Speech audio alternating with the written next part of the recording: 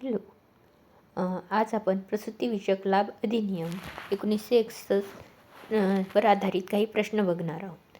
यातील पहिला प्रश्न, प्रसूतीविषयक लाभ अधिनियम 1961 मध्ये एकूण किती कलमे आहेत? तर यामध्ये एकूण 30 कलमे आहेत. नेक्स्ट, प्रसूतीविषयक लाभ अधिनियम 1961 नुसार रिकामी जागा किंवा अधिक कामगार असतील अशा प्रत्येक दुकानाला व आस्थापनेला लागू आहे. तर हे एकूण 10 किंवा त्यापेक्षा अधिक कामगार असतील अशा आस्थापनेला लागू आहे. नेक्स्ट, प्रसूतीविषयक लाभ अधिनियम 1961 चा उद्देश खालीलपैकी कोणता आहे?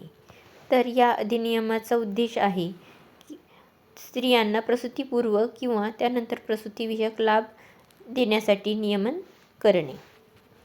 नेक्स्ट, प्रसूतीविषयक लाभ अधिनियम 1961 मधील कोणत्या कलमांमध्ये महिलांना प्रसूतीविषयक लाभाची रक्कम मिळण्याचा अधिकार देण्यात आला आहे? तर हा अधिकार देण्यात आला आहे कलम 5 मध्ये. नेक्स्ट, प्रसूतीविषयक लाभ अधिनियम 1961 केव्हा अंमलात आला? तर हा अंमलात आला आहे 1 नोव्हेंबर 1963 ला.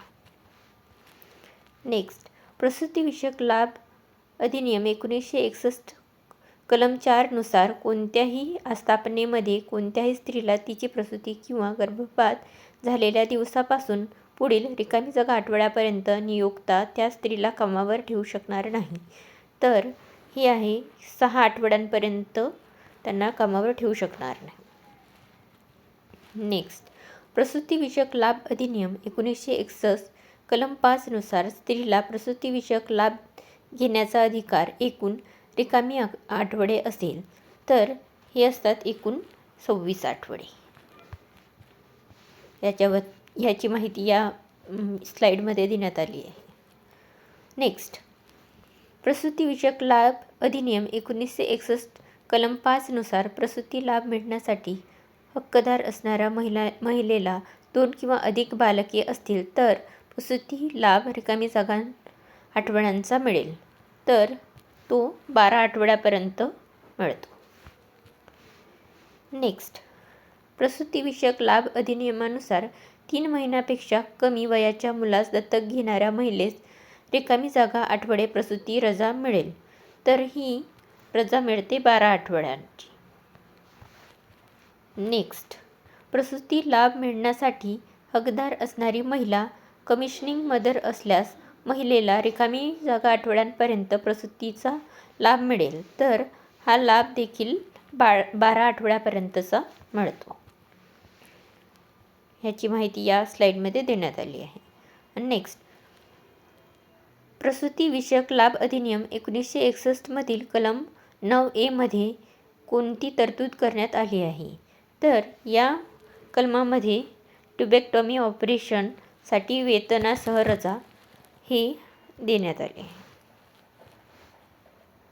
नेक्स्ट, प्रसूतीविषयक लाभ अधिनियम 1961 मधील कलम 11A नुसार रिकामी जागा किंवा त्याहून अधिक कर्मचाऱ्यांना रोजगार देणाऱ्या आस्थापनांना पाळणाघराची सुविधा देणे अनिवार्य आहे.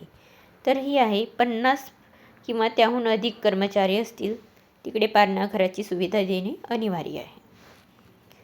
नेक्स्ट, प्रसूतीविषयक लाभ अधिनियम 1961 मधील कलम 9 नुसार एखाद्या महिलेचा गर्भपात झाला असेल त्यावेळी गर्भपात झालेल्या दिवसापासून सलग रिकामी जागा आठवड्यापर्यंतच्या कालावधीपर्यंत प्रसूतीविषयक लाभाच्या दराने वेतन सहित रजा मिळण्याचा महिलेस अधिकार आहे. तर हे 6 आठवड्यांपर्यंतच्या कालावधीपर्यंत मिळतो लाभ. नेक्स्ट, प्रसूतीविषयक लाभ अधिनियमातील प्रयोजनासाठी रिकामी जागा कलमानुसार निरीक्षकाची नियुक्ती केली जाते. तर हे कलम 14 नुसार निरीक्षकाची नियुक्ती केली जाते.